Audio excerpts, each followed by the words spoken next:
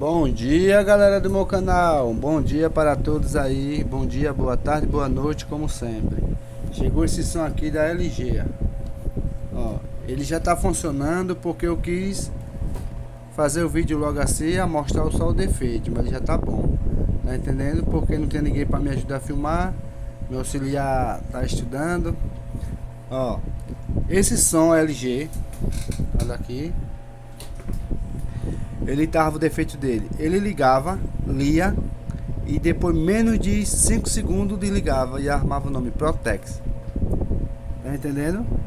Aí, ó, deixa eu ver o modelo dele aqui para lhe avisar qual é o modelo. O modelo dele. Modelo. Ele é CJ44AB. Olha lá. Nome, modelo CJ44AB da LG. Ele tava, você ligava, mostrava desse jeito, depois ele puf, se desligava. Tá entendendo? Aí tinha, não, armava Protex. Ó, agora ele tá bom. Foi essa pecinha aqui que tá queimada. Olha aqui, ó. Essa peça aqui, ó,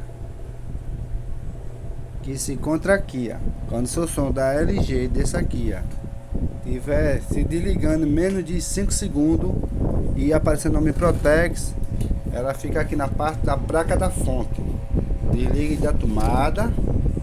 Tá entendendo? Para fazer o serviço.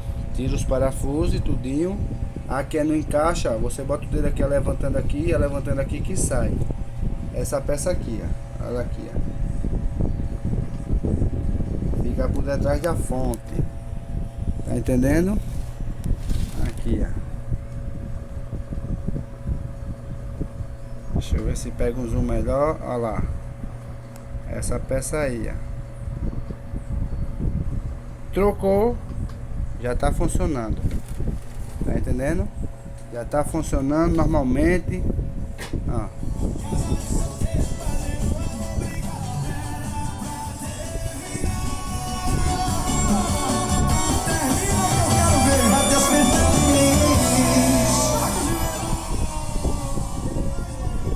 Tudo funcionando normalmente, apenas só essa pecinha.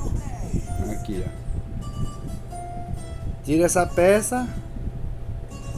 Vai na loja que vende peça de som, compra ela, bota no lugar, o som tá funcionando normalmente.